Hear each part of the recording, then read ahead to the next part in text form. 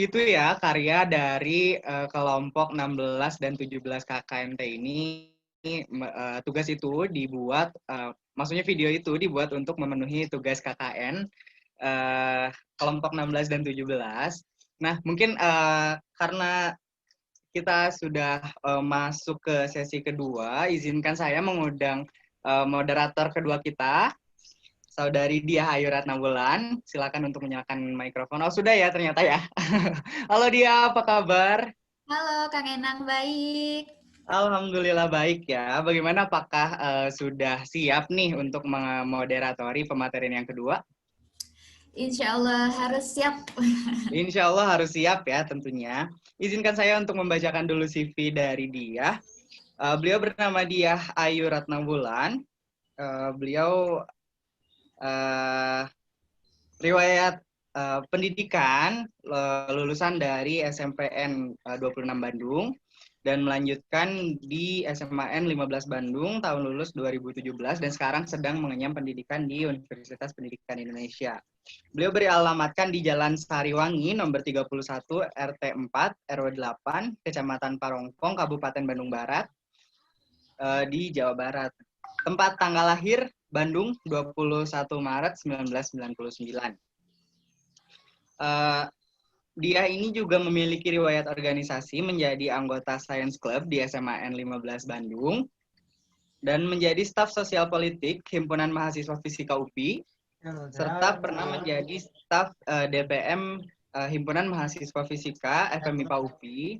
Kemudian juga memiliki pengalaman menjadi ketua pelaksana Say Hi Himpunan Mahasiswa Fisika UPI serta menjadi divisi acara P2M Himpunan Mahasiswa Fisika UPI. Sungguh banyak sekali ya pengalaman dia ini menjadi seseorang yang aktif dalam kegiatan-kegiatan yang sangat bermanfaat. Baik, mungkin tanpa menunggu lagi, tanpa melama-lamakan waktu lagi, untuk dia, waktu dan tempat saya persilakan. Baik, Assalamualaikum warahmatullahi wabarakatuh. Selamat pagi. Terima kasih kepada Enang selaku MC terkece kita pada pagi hari ini yang telah memberikan kesempatan kepada saya untuk melanjutkan acara webinar KKNT. Saya Diah Ayu Ratnawulan dari jurusan Pendidikan Fisika 2017 sebagai moderator yang akan memandu sesi pematerian kedua ini. Pertama-tama, izinkan saya menyapa Bapak, Ibu, rekan, dan seluruh peserta webinar KKNT yang telah hadir pada pagi hari ini. Yang terhormat kepada Bapak Dr. Rudi Adi Nugroho, MPD, yang saya hormati Ibu Yulia Puspita, MPD, dan yang saya hormati Ibu Velayati Nurfitria Ansas, MPD. Tak lupa juga saya ucapkan terima kasih kepada seluruh peserta yang sudah bersama-sama hadir pada kesempatan berbahagia ini. Baik, setelah masa pandemi COVID-19 menyebar ke Indonesia, kita semua dipaksa untuk siap beradaptasi dengan digitalisasi pendidikan. Namun, beberapa pengajar seperti guru dan dosen, hingga peserta didik dan orang tua, belum siap menghadapi pembelajaran secara daring. Hal tersebut dikarenakan perubahan situasi secara mendadak yang asalnya perencanaan pembelajaran disusun secara tatap muka berubah menjadi dalam jaringan atau biasa kita sebut dengan daring. Selain itu, permasalahan lain karena beberapa guru sekolah yang telah lanjut usia dan tidak terliterasi untuk menggunakan platform digital, membuat mereka kesulitan untuk melanjutkan pembelajaran secara daring. Maka dari itu, seorang guru dan siswa seharusnya bisa mengoptimalkan media pembelajaran yang ada untuk memberikan variasi belajar secara daring ini. Jadi, judul pematerian pada sesi kedua kita ini yaitu optimalisasi media pembelajaran digital yang akan disampaikan oleh seseorang yang sangat luar biasa. Marilah kita sambut pemateri kita. Inilah dia Ibu Yulia Puspita, MPD. Bisa berikan tepuk tangan virtual. Halo Ibu, apa kabar? Halo, Assalamualaikum dia. Waalaikumsalam. Sehat Ibu? Alhamdulillah, luar biasa, Allahu Akbar. Wih, semangat Ibu ya kayaknya. Iya. Bagaimana nih Bu perbedaan kesibukan antara sebelum dan sesudah masa pandemi COVID? Apakah ada perbedaan yang sangat signifikan? Banget, banget. Iya, seperti tadi yang disampaikan oleh Pak Rudi, jadi ketika sekarang mulai daring, itu segala aktivitas gado-gado di rumah ya. Gado-gado. Iya, betul. Macam ya, Bu? Pertama kan Bapak Ibu ya yang pengajar, terutama yang ibu-ibu mungkin yang paling terasa oleh saya. Mengurus anak, suami, rumah, berikut ngajar. Itu durasi waktunya gado-gado. Ini kayak kayaknya terlihat lebih full kayak nih ya jadwal kegiatannya setelah masa pandemi COVID ini. Betul, betul sekali. Kadang misalkan ya, dengan godaan sih terlalu banyak godaan kalau di rumah.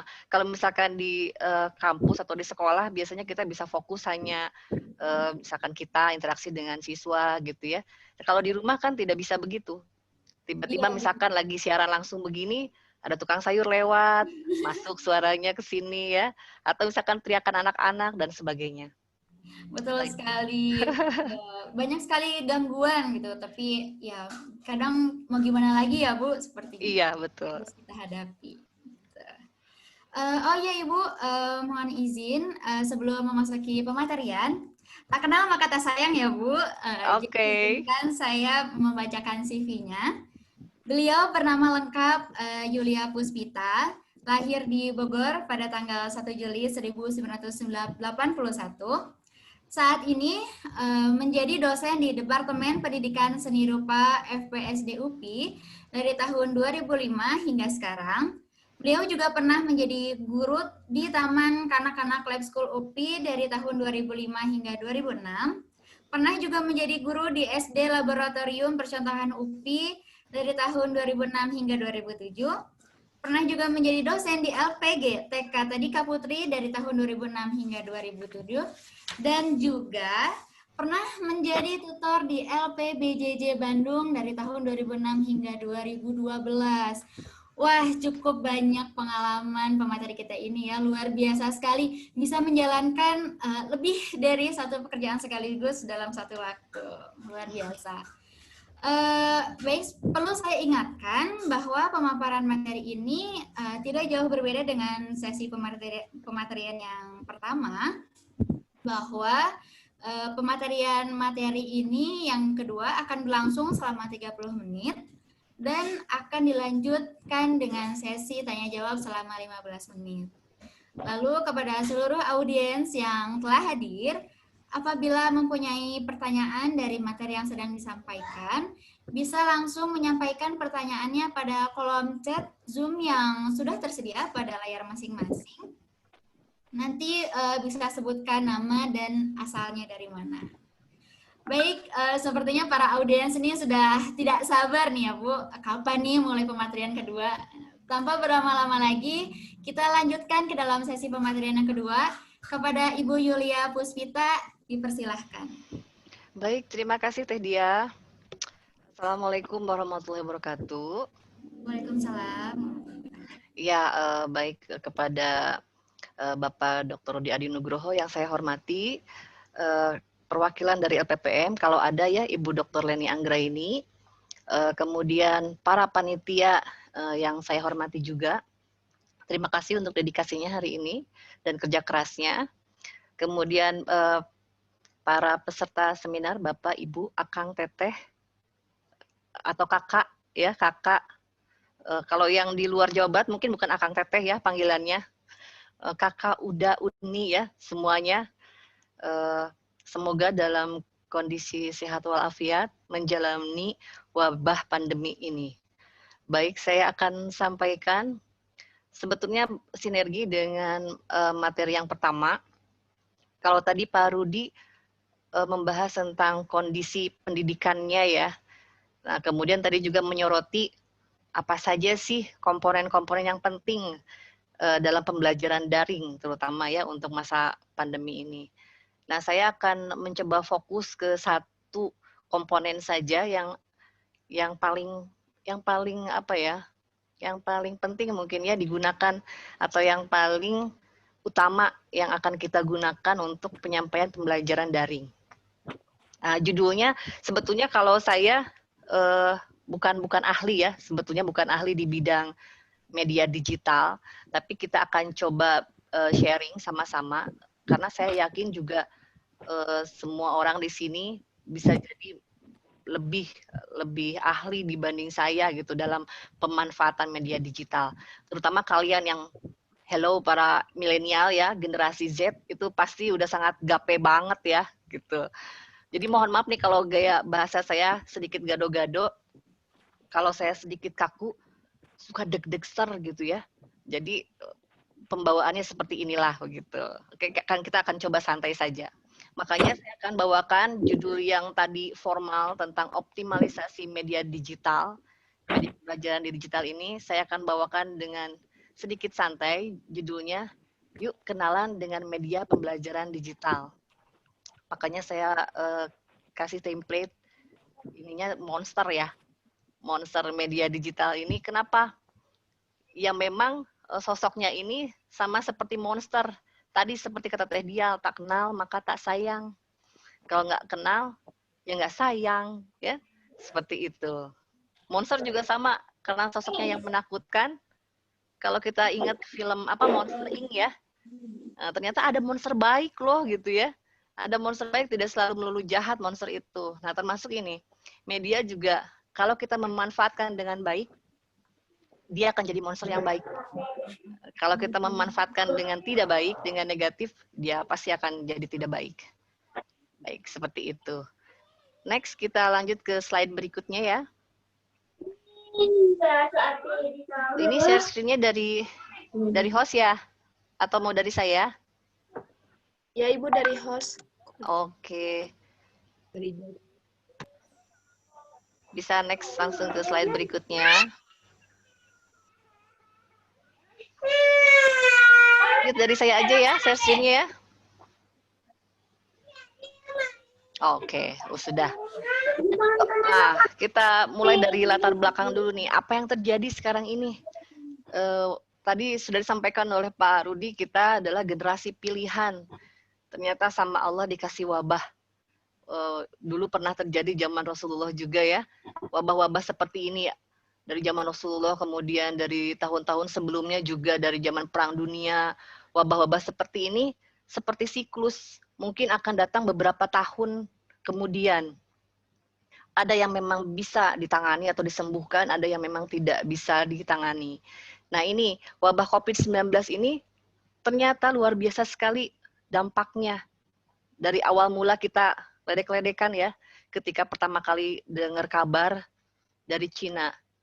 Cina jauh, nggak mungkin datang ke sini gitu ya. Indonesia masih santai-santai saja pada saat itu. Tidak ada berita satupun yang terkena positif gitu ya. Bahkan belum ada pembatasan apapun. Kita masih nonton di televisi berita-berita dari Cina, mulai dari yang yang miris sekali ya, misalkan bergelimpangan di jalanan atau di ruang-ruang publik lainnya. Dan kita masih nonton pada saat itu. Mungkin masih bisa ketawa-ketawa sambil kongkow di kafe atau di tempat hiburan dan lain-lain gitu ya. Masih normal seperti biasanya. Kemudian muncullah dari 3 orang ya waktu itu ya yang pertama kali terinfeksi. Nah, kemudian 3 orang ini ternyata bukan kaleng-kaleng ya, bukan dari kalangan orang biasa. Ternyata orang-orang yang berinteraksi sering keluar negeri misalkan ya, kemudian bertemu dengan para diplomat atau pejabat yang memang seringkali melakukan perjalanan keluar. Bukan luar kota, bukan luar desa, jadi luar negeri. Nah, itu yang menjadi awal mula yang terdeteksi oleh pemerintah. Slide-nya belum ya, Teh? Masih yang tadi, oke. Nah, dari yang hal-hal yang seperti tadi itu, kemudian banyak orang akhirnya menyalahkan yang 3 orang ini. Kenapa membawa virus ini ke Indonesia? Karena interaksinya yang tidak terdeteksi ya. Yang 3 orang ini dulu bergejala. Bergejalanya sesak, ya. Pokoknya terlihat sekali gejalanya. Nah, kemudian banyak orang yang menyalahkan dan sebagainya, itu habit buruk dari orang Indonesia yang cenderung lebih mencari kesalahan orang lain daripada mencari solusi. Nah, habit seperti itu. Pada akhirnya mulut-mulut netizen yang tajam itu saling berlomba-lomba menyalahkan 3 orang ini. sampai akhirnya dinyatakan sembuh. Nah, kemudian apa yang terjadi? Ini seperti gurita ya, seperti mengakar semua terus dari yang 3 orang ini berlanjut. Walaupun misalkan pada saat itu pemerintah mencoba mencari nih, mereka ini berinteraksi dengan siapa saja. Nah, kemudian tapi tidak mampu menghalau atau pembatasan si virus ini untuk menyebar. Nah, sampai akhirnya bulan April, Mei ya, kemudian sekolah-sekolah ditutup semuanya, berdampak semua pada aspek kehidupan. Ekonomi, terutama kesehatan ya pastinya, politik, sosial, budaya, keagamaan, dan pendidikan yang akan kita bahas sekarang. Pendidikan apa yang terjadi? Ya sampai akhirnya kita dirumahkan semuanya ya, guru, siswa, kantor-kantor juga sama. Pabrik-pabrik bagaimana? Kalau yang pabrik-pabrik mungkin yang sangat krusial tidak tutup, tapi yang ini banyak yang di PHK ya sekarang ya. Nah itu berdampak ke ekonomi sekali lagi. Nah, sinergi semua, apakah pendidikan juga berdampak ke ekonomi? Tentu saja, yang pelaku pendidikan kan tidak semuanya, misalkan ya, bersinergi dengan orang tua, tidak semuanya si orang tua ini guru. Orang tua juga ada yang buruh, petani, dan beragam profesi lainnya. Bisa jadi itu terdampak kepada orang tuanya. Hal hasil seperti apa? Kepada pembelajaran juga di rumah akan terdampak. Seperti itu. Oke, saya punya data nih dalam bidang pendidikan misalkan ya, melaporkan bahwa ini data UNESCO tahun 2020, 91,3% atau sekitar 1,5 miliar siswa di dunia tidak bisa masuk sekolah seperti biasa akibat dampak COVID. Nah, dari yang tadi, latar belakang tadi, kemudian apa sih yang menjadi solusi untuk pembelajarannya? Mangga Teh, next slide-nya. Next slide. Nah, yang terjadi pembelajaran ini tidak lagi menjadi pilihan daring itu. Kan tadi ada beberapa yang pertanyaan dari yang disampaikan ke Pak Rudi ya. Bagaimana kami yang di pelosok tidak bisa terjangkau dengan infrastruktur internet yang memadai misalkan ya. Harus seperti apa? Kalau saya meyakini biasanya yang di pelosok-pelosok itu yang maksudnya yang pelosok yang di luar Jakarta dan Bekasi ya biasanya itu zona yang ada juga tidak sampai merah kalau yang saya tidak salah lihat di peta ya yang terbaru itu. Makanya saya setuju dengan yang pendapat Pak Rudi tadi, ketika tidak terjangkau internet itu harus ada keberanian dari pihak sekolah maupun guru itu melakukan luring yang terbatas tentunya, yang memang tetap kepada protokol kesehatannya. Kalau misalkan yang terjangkau internet, silakan dimanfaatkan dengan sebaik-baiknya. Internet itu sama seperti jendelanya dunia. Kalau zaman saya kecil dulu kan jendela dunia itu buku ya. Nah, buku tapi kita nggak bisa datang serta-merta, buku itu harus dicari, harus dibeli, kalau enggak ya datang ke perpustakaan, baca dan sebagainya, atau mungkin pinjam ke teman dan lain-lain gitu ya. Nah, kalau internet, saya pikir hanya dengan dengan syarat ada listrik, ya, ada jaringannya, itu bisa diakses oleh siapapun. Dan yang ketiga mungkin kuotanya. Ya, yang paling penting itu tadi yang terdampak ekonomi itu akan sangat berhubungan dengan uang tadi ya, karena si kuota internet kan harus dibeli katanya gitu ya. Terus apa kabar orang tua yang misalkan gontok-gontokan ya antara beli kuota atau beli beras untuk makan misalkan gitu ya. Nah, pilihan-pilihan itu menjadi dilematis kan ya untuk para orang tua. Guru juga sama. Ada mungkin guru kan tidak semuanya PNS ya. Ada guru yang honorer misalkan gitu. Wah, ternyata gajinya terlambat nih misalkan dibayarkan gitu ya, atau guru-guru swasta gitu ya. Itu juga terdampak semua. Ada jaringannya kuat, sinyalnya kuat, misalkan listriknya ada, nggak dimatiin sama PLN ya. Tapi uang untuk beli kuotanya tidak ada. Sama halnya sia-sia seperti itu. Oke, balik lagi ke ini ya soal pembelajaran. Tadi daring tidak lagi menjadi pilihan karena ini menjadi wajib pada akhirnya di masa-masa pandemi sekarang. Kemudian ini adalah tantangan baru bagi para pelaku pendidikan. Tadi misalkan yang oleh Pak Rudi juga disampaikan ketika apa namanya sumber daya manusianya nih, si SDM-nya ini yang harus potensial juga. Kenapa? Teknologi canggih, manusia tidak bisa memanfaatkan, itu akan jadi sia-sia. Makanya tantangannya apa? Nah, buat saya juga yang memang mengalami saya mungkin mengalami ya angkatan 90-an, karena saya lahir 80-an, 90-an saya mengalami, tahun 2000 saya mengalami gitu. Jadi pergeseran teknologi sangat kentara ya. Misalkan nih contoh kasus misalkan dari mulai kamera saja. Kamera analog misalkan ya, sampai akhirnya sekarang canggih, kita nggak perlu lagi misalkan punya kamera, tapi bisa foto di handphone saja, sudah sangat canggih. Nah itu mengalami fase-fase seperti itu. Pada akhirnya apa? Nah tantangan nih misalkan ya, memanfaatkan si teknologi-teknologi seperti ini harus kita latih ke diri kita sendiri.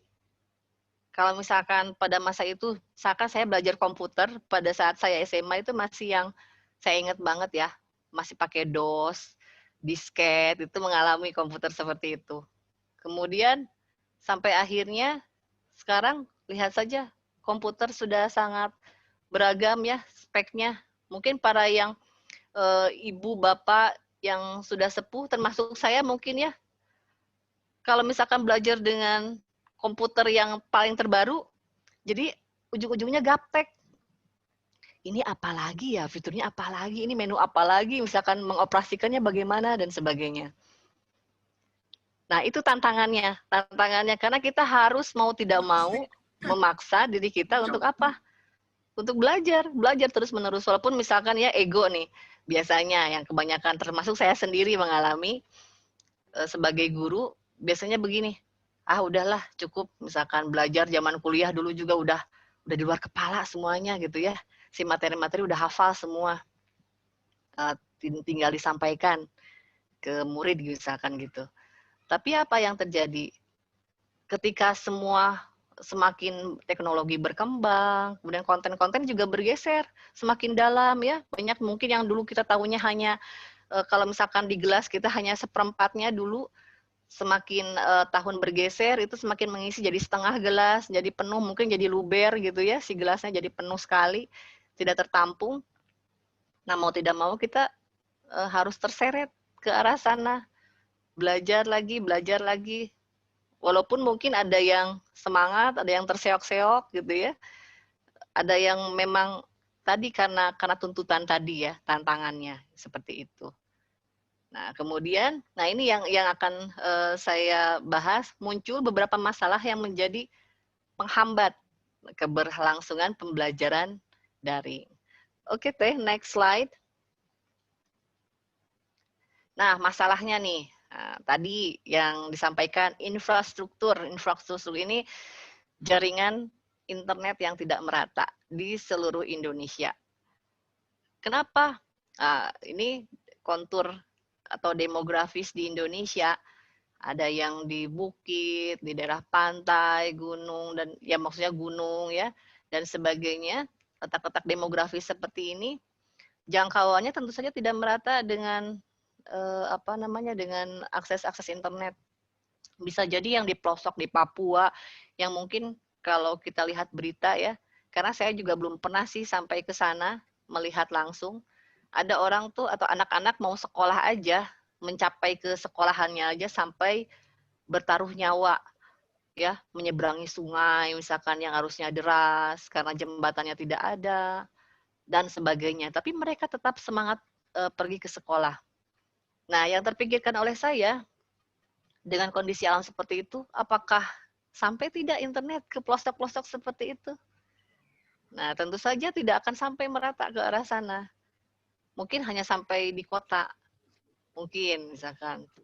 Yang saya alami sendiri, saya berasal dari desa di wilayah Subang, itu dengan kontur alamnya itu di pegunungan, tapi saya ada berada di kawasan lembah gitu ya. Zaman tahun 2000 berapa itu masih belum terjangkau internet. Jangankan internet ya, dulu listrik aja belum sampai ke sana. Jadi saya masih mengalami masa kecil itu menggunakan Petromax gitu ya. Kemudian lampu cempor, lilin itu masih mengalami fase-fase itu. Nggak boro-boro ada TV ya, gitu. Jadi untuk lampu aja tidak ada. Kemudian masuklah mulai ada teknologi HP. Nah, HP juga dari zaman HP pisang ya sampai yang smartphone Android juga itu pergeserannya cepat sekali. Cepat. Kenapa? Yaitu tadi teknologi itu semakin berlari dan kita ngapain? Ada yang jalan di tempat. Ada yang memang misalkan tidak bisa menggunakan peranti-peranti seperti itu. Oke, tadi ya dari yang hubungannya infrastruktur atau jaringan internet yang tidak merata. Kedua, ini kesenjangan kompetensi guru. Kenapa harus guru? Misalkan, kalaupun sekarang misalkannya murid-murid ataupun mahasiswa di kampus saya sendiri, apalagi nih seni rupa ini ada prodi di kafe sekarang ya, sudah hampir 3 tahun, mau 4 tahun berdiri, baru dibuka. Itu penguasaan. Nah, penguasaan kemampuan digital. Kemampuan digital ini mau tidak mau harus dipelajari. Kenapa bersandar di guru? Walaupun sebetulnya sekarang ini murid atau mahasiswa bisa belajar sendiri tanpa harus kita ada di kelas. Betul tidak, teman-teman? Misalkan mahasiswa nih mau cari tentang, kemarin aja saya ngobrol nih yang KKNT ini ya, membuat poster misalkan. Dulu yang bisa buat poster itu hanya anak-anak seni rupa. Zaman saya kuliah tahun 99, itu hanya anak seni rupa yang bisa, karena masih menggunakan teknologinya manual pada masa itu. Membuat poster, kemudian baligo gitu, yang besar-besar, bahkan untuk yang backdrop, misalkannya untuk wisuda di kampus, di UPI, itu semuanya dilakukan dengan manual. Dan saya termasuk yang ikut serta dalam tim itu, begadang sampai malam, nge-cutting huruf dan sebagainya ya. Dan itu semua dilakukan manual. Dia berlangsung lama. Kemudian teknologi menghampiri, semakin berkembang, akhirnya ada yang mudah. Tinggal desain di komputer, kemudian dicetak pun misalkannya sudah banyak sekali yang percetakan yang mudah ya. Jadilah langsung, tidak perlu bersusah payah misalkan ya. Bahkan sampai sekarang mahasiswa dan murid untuk membuat poster sekalipun sudah banyak aplikasi yang mudah, hanya tinggal klik ya, paling hanya memikirkan untuk konten atau isinya. Nah, seperti itu. Oke, jadi di sini tantangan yang para pendidik adalah kemampuan menguasai media pembelajaran digital. Oke, next slide. Baik, ini ada rumus nih ya, rumus yang untuk pembelajaran daring. Ini pakai 3M, kalau tadi Pak Rudi ada, kalau nggak salah ada 4 ya. Kalau Pak Rudi tadi ada kurikulum, sumber belajar atau referensi, media atau teknologinya ya. Nah, kemudian yang terakhir, si gurunya ini ya, komponennya itu. Atau metodenya ya, metode pembelajarannya. Jadi ada 4 tadi yang disampaikan oleh Pak Rudi. Betul, saya setuju, tapi saya akan singkat dengan ini biar lebih mudah diingat. 3M, itu bukan 3 miliar ya. Kalau 3 miliar senang banget ya dapatnya. Begitu dapat 3 miliar bisa dapat apa saja. Nah, ini yang rumus yang paling penting dikuasai adalah media, metode, dan materi. Media ini ketika kita berbicara soal daring, itu tidak terlepas dari platform atau aplikasi. Aplikasi-aplikasi yang sekarang banyak sekali kita temui di internet, bisa diakses dengan sangat mudah, open source ya. Jadi bisa diakses dengan gratis. Contohnya apa? Banyak sekali. Misalkan tadi ya dibahas sempat sama Pak Rudi juga, TikTok misalkan ya. Nah, untuk zaman sekarang ada nggak sih yang nggak main TikTok kan misalnya ya, anak-anak atau siswa atau mahasiswa, kalau saya sendiri tidak melakukan misalnya ya, tapi menyimak seperti apa sih TikTok itu. TikTok, Instagram. Hari gini misalkan ada nggak yang nggak punya IG, yang nggak punya akun IG, atau yang tidak punya akun FB misalkan, Twitter dan lain-lain misalnya, yang media sosial. Yang saya pikir mungkin tiada hari tanpa media sosial. Sanggup tidak misalkan dalam sehari tidak bermedia sosial atau tidak pegang HP aja misalnya ya, untuk ya kalau misalkan pegang HP kan orientasinya pasti untuk searching ya, untuk media sosial dan lain-lain. Biasanya orientasinya ke sana. Nah, ini tadi ya pemanfaatan media atau platformnya. Kedua adalah metode atau strategi pembelajarannya, instructional strategies.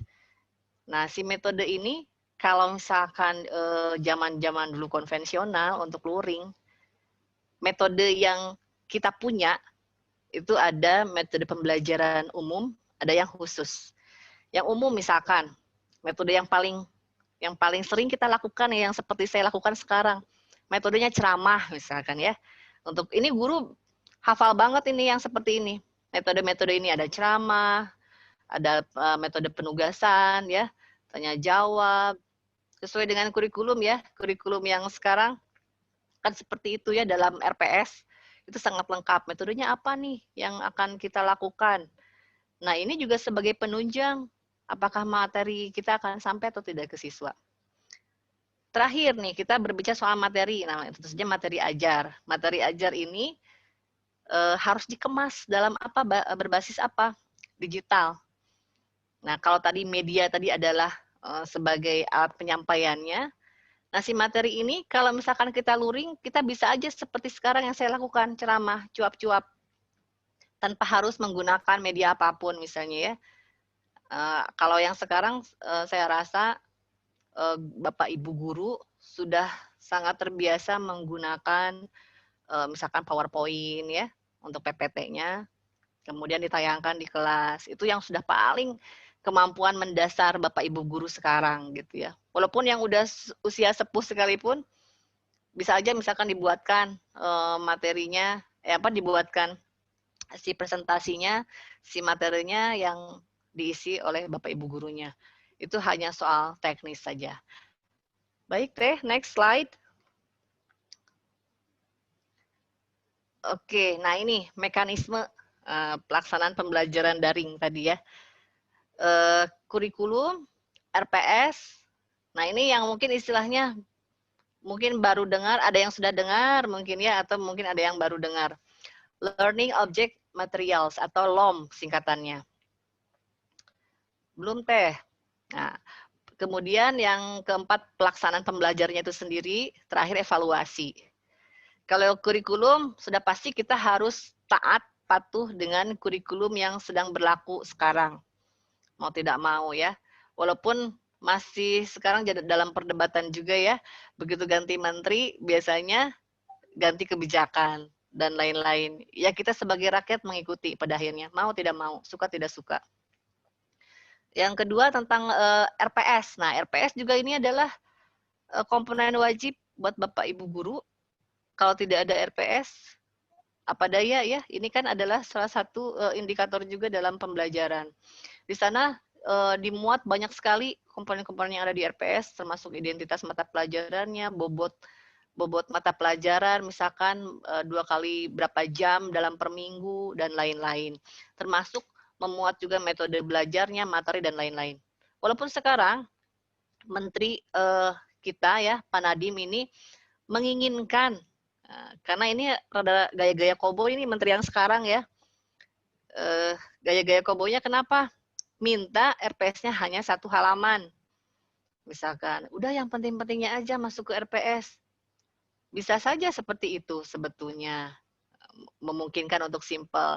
Tapi pembiasaan ini juga butuh waktu, termasuk untuk orang-orang yang sudah terbiasa detail ya, menuliskan seperti apa materinya, kemudian tadi ya metode pembelajarannya seperti apa, dan lain-lain, termasuk mencantumkan referensi atau sumber belajarnya. Biar apa? Biar tidak lupa. Ini juga sebagai sebagai file ya yang memang akan sangat berguna nantinya. Karena kebiasaan kita itu bukan tidak lagi yang zaman dulu terbiasa mengingat. Kalau kebiasaan kita mengingat, itu mungkin durasinya tidak akan lama. Cepat ingat mudah lupa berarti ya. Cepat ingat mudah lupa. Kalau tidak dituliskan, ya akan lupa dan pada akhirnya. Nah, kemudian masuk ke ini nih, yang ketiga itu ada Learning Object Materials atau LOM. Apa sih LOM ini? Nah, LOM ini hubungannya dengan apa? Tadi ya, pemetaan, penyediaan semua bahan ajar dalam bentuk file. Bisa video, bisa juga teks, misalkan ya, teksnya dalam format apa? Mungkin PDF, misalkan ya, biar tidak disadur sembarangan oleh siapapun, dan lain-lain. Infografis, motion graphic, dan lain-lain. Pokoknya semua hal yang berhubungan dengan bahan ajar dalam bentuk apapun. Gitu. Yang keempat, pelaksanaan pembelajarannya, karena kita konteksnya sekarang daring, misalkan ya, hubungannya dengan penguasaan media. Terakhir adalah evaluasi. Ini yang kadang kita lupa. Kita luput dalam pembelajaran daring. Mungkin tidak hanya saya mungkin ya. Banyak juga yang misalkan ngasih tugas di WA misalnya ya, atau misalkan di classroom. Ketika masuk si tugas ya, kita dengan mudah misalkan udah ngasih materi nih, udah masukkan PPT. Silakan simak materi-materi di bawah ini dan sebagainya. Kemudian masuk tugas-tugas, assignment-nya masuk ke sana. Begitu berudul, begitu masuk semua banyak tugas-tugas, itu seharusnya membutuhkan kita evaluasi satu persatu. Kalau di kelas, itu memungkinkan kita membahasnya secara klasikal, itu akan lebih mempersingkat waktu. Tapi ketika masuk ke pembelajaran daring, mau tidak mau itu lebih personal sifatnya. Nggak bisa kita bahas secara klasikal. Tentu saja, si tugas-tugas tadi kita akan bahas secara per orang. Kita tanggapi. Kalau tidak akan terjadi evaluasi tadi. Kemudian dapat dari mana penilaiannya? Hasil akhirnya, kalau tidak kita evaluasi. Nggak akan ada feedback buat siswa ataupun misalkan mahasiswa ya. Kalau kita tidak mengomentari ya, tuh ya, paling tidak menanggapi tugas-tugas seperti tadi. Baik teh, next slide. Nah, ini ada jenis-jenis LOM, Learning Object Materials-nya. Tadi yang dalam berbagai bentuk si bahan ajar ini kita simpan dalam berbagai bentuk. Ada yang bentuknya e-book. Nah, e-book ini sangat mudah kita dapatkan tentu saja dengan syarat jaringan internet ya. Jaringan internetnya yang memadai. Kemudian kita memberikan soal atau inisiasi assignment ya, tugas. Ada e-journals. E-journal juga banyak sekali. Kenapa? Misalkan kalau tidak ada di e-book, karena proses pemunculan untuk naskah buku itu biasanya lebih lama dibanding jurnal atau artikel. Bahkan untuk yang cetak saja, misalkan yang cetak, buku-buku yang cetak di pasaran saja, mungkin yang kita dapati yang tahun terakhir di tahun berapa nih, sesuai mata bidang masing-masing tentunya ya.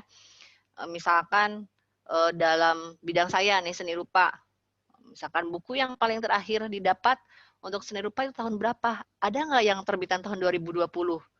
Kalaupun ada, 2020 itu biasanya cetak ulang. Yang ada biasanya tetap di tahun yang lama, cuman dicetak berulang-ulang gitu. Nah, tapi kalau e-journal atau artikel itu memudahkan kita memantau perkembangan terbaru.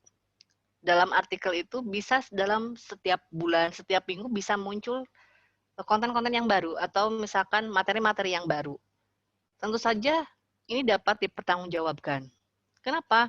Biasanya berdasarkan hasil riset atau penelitian dari beberapa orang, dosen atau praktisi dan lain-lain. Itu bisa dipertanggungjawabkan secara ilmiah. Oke, kemudian yang keempat ada media presentasi. Nah, media presentasi ini tadi yang saya katakan yang paling mendasar bisa Bapak Ibu kuasai minimal adalah membuat PowerPoint saja. PPT misalkan, itu kemampuan dasar untuk sekarang yang kita butuhkan. Paling mudah misalkan walaupun sekarang apa namanya, di dalam komputer sudah beragam dari tahun 2010 misalkannya 2000, sekarang udah 2020 ya, perkembangan teknologi terbaru. Tentu saja si apa namanya, PPT yang tersedia sudah sangat lebih beragam dan lebih mudah digunakan. Seperti itu. Yang kelima, ada bahan ajar versi PDF. Ini juga bisa kita temui di internet sangat banyak sekali. Hanya dengan kata kunci di akhirnya menggunakan PDF saja sudah bisa kita akses dengan mudah. Kenapa misalkan saya tidak mencantumkan di sini Wikipedia misalkan ya, atau Blogspot gitu ya? Karena apa namanya, Blogspot kemudian Wikipedia, aplikasi yang seperti itu tidak bisa dipertanggungjawabkan secara ilmiah. Kenapa? Siapapun bisa menulisnya. Wikipedia misalkan, siapa saja bisa apa namanya, mengunduhnya atau menuliskan ke sana, kemudian merevisi, dan itu tidak bisa dipertanggungjawabkan secara personal dan lain-lain tentunya. Blogspot juga sama. Bahkan anak SD aja mungkin bisa menulis konten Blogspot seperti itu. Oke, yang ke 1, 2, 3, 4, 5, 6 ada media video. Media video, nah ini bisa kita buat sendiri sebagai guru atau kita bisa ambil dari internet juga. Nah, cuma hati-hati ketika misalkan kita ambil yang media-media video ini. Tentunya kita harus lebih berhati-hati dengan kontennya. Kemudian juga siapa nih si pembuat videonya. Kan jangan sampai lupa, biasanya punya hak cipta. Kalau media-media video tertentu ya, yang bisa kita gunakan sebagai sumber referensi atau menyimpan untuk bahan ajar. Yang ketujuh, ada media animasi 2 dimensi. Nah, media animasi 2 dimensi ini seperti film kartun. Film kartun apa ya, kalau misalkan lihat di RCTI itu yang Doraemon mungkin ya, dan lain-lain, itu contoh-contoh seperti itu. Sudah lebih waktunya, Teh? Atau masih ada? Kita percepat ya. Ya, Media Ibu, animasi. Kenapa? sudah habis. Oh, Tapi sudah habis. Kita ini percepat sedikit yang untuk bagian akhir aja, yang ini nih, yang apa, untuk platformnya. Ini ya tadi sudah ada. Oke, sedikit aja ya infografis, ada juga vlog, kemudian game juga ada ya, untuk tadi yang seperti kata Pak Rudi katakan, kita bisa kemas dalam bentuk game, motion graphic, animasi 3D, ada podcast nih, yang kalau misalkan yang paling terkenal tuh dari Corbuzier ya, yang suka main podcast seperti itu. Oke, next yang selanjutnya nih kita lihat lagi sedikit aja ya Teh, minta tambahan. Next aja langsung. Next lagi. Nah ini ya, kalau yang tadi yang misalkan untuk yang classroom, apakah masuk ke mana learning management system? Ini ada classroom, ada Edmodo, kemudian ada Edlink, Camilo, Skologi, Kuiper ya. Banyak sekali aplikasi-aplikasi platform yang bisa kita gunakan. Ada video conference seperti yang kita lakukan sekarang, ada Zoom, Google Meet, Skype ya, Webex juga, Big Blue Button sama Microsoft Teams juga ada. Nah, untuk tugas-tugas nih biasanya ada quizzes. Ini mudah sebetulnya Bapak Ibu kalau untuk apa namanya, kita ngasih tugas ya, memberikan tugas untuk biar tidak terasa membosankan gitu ya. Ada quizzes, Kahoot, Edpuzzle dan lain-lain, SurveyMonkey, Mentimeter, Plickers. Dan juga ini untuk yang ada bahan ajar multimedia dari YouTube, Videoscribe, Powtoon, dan lain-lain. Pinterest juga, KineMaster juga. Baik, itu mungkin ya memang dalam waktu 40 menit ini kita nggak bisa bahas semuanya, karena saya pikir untuk optimal pembelajaran media digital itu wadah yang tepat bukan webinar, ya, tapi workshop.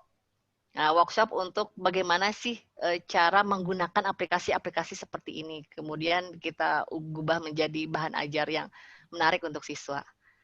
Itu barangkali mohon maaf kebanyakan bicara ya, jadi keasikan sampai akhirnya lupa waktu. Nggak apa-apa, Ibu. Iya. Baik, silakan saya serahkan lagi kepada moderator Teh Dia. Wah, luar biasa sekali Ibu. Terima kasih sudah menyampaikan ilmu yang luar biasa. Sepertinya ini kita langsung ke sesi tanya jawab aja ya, Bu. Boleh, silahkan. Ini sesi pematerian kedua ini tidak kalah antusias dari sesi pematerian yang pertama. Mungkin saya akan memulai 3 pertanyaan terlebih dahulu. Apabila masih terdapat sisa waktu, kita akan melanjutkan ke pertanyaan selanjutnya. Baik, silakan. Oke, baik. Yang pertama, sebentar. Nah, yang pertama ini ada dari M. Ainun Fitria dari Banyuwangi. Bagaimana cara peran orang tua agar dapat membimbing dengan sabar dan tetap dalam pengawasan penggunaan teknologi walaupun dengan pengetahuan teknologi yang minim. Nah, itu bagaimana, Bu? Mangga. Oke, baik. Ya, ini kendala juga ternyata ketika bersentuhan dengan teknologi tidak hanya di pendidik ya, ternyata orang tua juga harus bisa memantau, jangan-jangan nanti dikibulin sama anaknya loh. Misalkan ya, anaknya ternyata lebih mampu menggunakan aplikasi. Ada yang terjadi seperti itu Bapak Ibu, misalkan anaknya lebih bisa menguasai aplikasi-aplikasi tersebut, kemudian ditipulah orang tuanya ya, misalkan ngakunya belajar ternyata main game dan lain-lain gitu ya. Nah, mengakalnya seperti apa? Ini salah satu kuncinya adalah pinter-pinternya guru juga memilih aplikasi. Aplikasi yang misalkan sesuai fase usia. Misalkan anak SD nih. Anak SD biasanya senang dengan cara bermain. Kita bisa menggunakan aplikasi yang menggunakan pola-pola permainan. Gamification itu banyak di internet ya. Apakah misalkan orang tua harus seperti apa mendampinginya? Sebetulnya ketika misalkan guru sudah mensiasati menggunakan aplikasi-aplikasi tertentu, orang tua misalkan tidak perlu terlibat lebih banyak, mungkin hanya mendampingi saja, hanya memastikan misalkan bahwa si anak ini memang mengikuti pembelajarannya dengan baik. Kalau soal sabar, nah sabar stoknya harus banyak Bapak Ibu. Nggak ada habisnya pokoknya ketika masa-masa seperti ini. Termasuk saya juga kadang habis sabar gitu ya. Di salah satu sisi saya harus ngajar, sekaligus juga mendampingi anak saya untuk belajar gitu ya. Nah, stok sabarnya tentu saja harus berlebih. Walaupun misalkan kemampuan untuk memahami aplikasi saya paham misalkan ya, tapi banyak juga orang tua yang tidak paham. Nah, makanya cara mensiasatinya bagaimana? Itu tadi pemilihan aplikasi oleh guru. Nah, kalau Edmudo tadi ya, misalkan ini memungkinkan untuk si orang tua mengetahui sampai sejauh mana si anak ini mengerjakan tugasnya, termasuk guru bisa memantau, orang tua juga bisa memantau. Classroom bisa juga. Tinggal kirimkan aja emailnya ke orang tua. Saya pikir ini kalau yang email seperti itu mungkin orang tua ada ya, yang hal-hal yang paling mendasar, karena salah satu syarat untuk membuat media sosial pasti harus punya email dulu ya. Nah, rata-rata pasti punya kalau email. Atau misalkan ada lagi yang lebih memungkinkan itu mengenai tadi live video streaming ya, video live streaming. Nah, di Facebook kadang kita dapati video streaming itu bukan hanya berkenaan soal aktivitas sehari-hari seperti para selebritis misalkan ya. Selebritis kan biasanya lebih sering live streaming, bikin konten-konten apa gitu ya. Nah, Bapak Ibu guru bisa saja seolah-olah mengajar dengan live streaming. Misalkannya di Facebook gitu ya. Jadi seolah-olah memang kehadiran guru itu ada. Dinikmati oleh siswa, walaupun mungkin si gurunya nggak bisa lihat karena hanya satu arah. Tapi paling tidak terasa, dan itu bisa mudah untuk dipantau oleh orang tua. Karena orang tua bisa sambil mendengarkan gitu. Satu, misalkan si handphonenya lagi live streaming, si anaknya ada, orang tuanya juga bisa mendengarkan. Seperti itu mungkin. Itu hanya soal pemilihan aplikasinya saja. Itu barangkali Teh Dia, mudah-mudahan tidak puas Bapak Ibu jawabannya. Ya, jadi nanti bisa, kalau udah tidak puas, ada rasa penasaran, biasanya akan cari tahu lebih banyak lagi. Baik, Teh Dia, silakan. Iya, terima kasih Ibu. Kita next ke pertanyaan selanjutnya, Bu. Iya. Oke. Ini dari Rizal Fatahidin. Saya ingin bertanya berkenan dampak pandemi ini, di mana pendidikan harus diarahkan pada teknologi yang tentu bagi setiap daerah memiliki keterbatasan masing-masing. Lalu, mengapa kita tidak pergi pada apa yang disebut dengan kecerdasan lokal, di mana kurikulum pendidikan diberikan kepada masing-masing orang tua, sehingga akan timbul sebuah interaksi yang sangat efektif dan solutif, karena di dalamnya terjadi sebuah percakapan, dan tentunya kecerdasan lokal sangatlah diperlukan di masa pandemi ini, guna melahirkan harapan masa depan terhadap negeri termasuk pendidikan. Nah, pertanyaannya, bagaimana tanggapan Ibu narasumber terhadap kaidah sebetulnya kita belum siap? Terima kasih. Baik, wah pertanyaannya sangat luar biasa sekali ya, dan saya yakin itu pertanyaan yang ada di benak benak semua orang, gitu ya, pada umumnya. Tadi judul atau tajuk kita aja temanya adalah siapkah kita gitu ya, pendidikan era new normal ini ya. Nah, saya akan mengingatkan lagi soal pembelajaran. Kenapa sih dengan lokal genius ya atau kearifan lokal tidak bisa kita usung dalam pembelajaran kita di masa pandemi ini? Saya pikir siapa bilang misalkan kearifan lokal tidak ada? Justru karena kita sekarang berada di wilayah masing-masing, kearifan lokal itu tidak pernah hilang. Karena sekali lagi ada pembelajaran dengan pola tradisi, ada pembelajaran modern. Nah, kita ada masuk di masa pembelajaran modern. Kalau pembelajaran tradisi itu turun-temurun, cukup dari orang tua. Jadi lebih ke tradisi lisan. Contoh misalkan kita sering dengar dongeng nggak? Dongeng misalkan ya. Sebelum kita masuk sekolah, itu dengar dongeng dari siapa? Pasti dari orang tua. Atau misalkan dari orang-orang sekitar yang lebih tua ya. Sebelum kita mengenal sekolah. Nah, itu adalah pembelajaran tradisional, turun-temurun.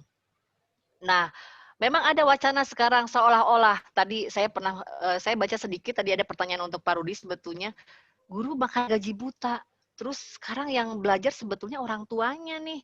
Misalkan sambil bukan hanya sambil ini ya, menyimak si anaknya mengerjakan tugas, sekaligus juga si orang tuanya mengerjakan tugas gitu ya. Nah, bukan semata-mata itu kan sebetulnya ya. Jadi sudah terbalik. Bukan lagi misalkan si orang tua memberikan tradisi atau pembelajaran ke anak, tapi si anak nyuruh orang tuanya untuk belajar sekarang. Nah, seperti itu. Jadi, karena kita sudah masuk ke pembelajaran modern, mau tidak mau, tadi pemanfaatan teknologi ini harus masuk walaupun dalam bentuk teknologi yang paling sederhana sekalipun. Nah, misalkan nih, orang tua, contoh ya, bukan saya mengecilkan atau merendahkan profesi tertentu, tapi misalkan nih, para petani, karena waktunya tidak mungkin seharian dia mendampingi anaknya untuk belajar. Ya, misalkan dia harus ke sawah, mengerjakan ininya ya, kalau tidak gitu dia tidak akan punya penghasilan. Lalu apa kabar misalkan si anaknya belajar sendirian di rumah? Nah, makanya tadi pola yang paling tepat untuk daerah-daerah tertentu yang memang aman ya, dalam tanda kutip aman dalam kondisi pandemi seperti ini, yang paling tepat adalah memang luring. Memang harus didatangi dengan kelompok belajar dengan anggota-anggota yang sedikit gitu ya, kelompok-kelompok belajar kecil, tidak perlu yang kelompok besar. Walaupun durasinya tidak akan sama dengan seperti sekolah pada edisi normal ya. Sekolah itu kan ada durasi waktu dari jam 7 pagi sampai jam 12 atau sampai jam 2. Nah, kalau untuk pandemi sekarang, karena guru harus keliling ke kelompok-kelompok belajar, mungkin hanya dalam satu hari hanya 1 jam. Atau bahkan di desa saya, itu hanya 1 minggu, hanya 1 jam untuk satu kelompok belajar. Sisanya apa? Anak-anak bermain. Nah, tapi kalau misalkan si gurunya ini kreatif ya, bisa mengakali misal kondisi bermain ini bisa jadi tugas misalnya ya, dengan cara dilaporkan atau seperti apa bentuknya. Nah, ini bisa disiasati walaupun hanya luring. Nah, tadi kemampuan untuk si guru ini mempunyai kemampuan apa tadi? Mengolah bahan ajar digital tadi. Jadi anggap seperti kita bermain, memberikan permainan untuk anak-anak seperti itu. Atau mungkin kembali lagi ke pola zaman dulu, ketika menggunakan media pembelajaran secara manual. misalkan ya, menggunakan buku misalnya ya, atau membuat permainan-permainan tertentu yang memang memungkinkan anak-anak untuk melakukannya. Seperti itu. Mudah-mudahan tidak puas juga jawabannya ya. Silakan Teh Dia. Nanti Terima kasih digali untuk lagi ya, penanya. Bu. Iya. Jadi mau tidak mau memang harus mengikuti alur zaman yang ada ya, Bu. Iya, kalau saya pikir seperti itu. Begitu. Oke, Baik. ini mohon maaf sekali.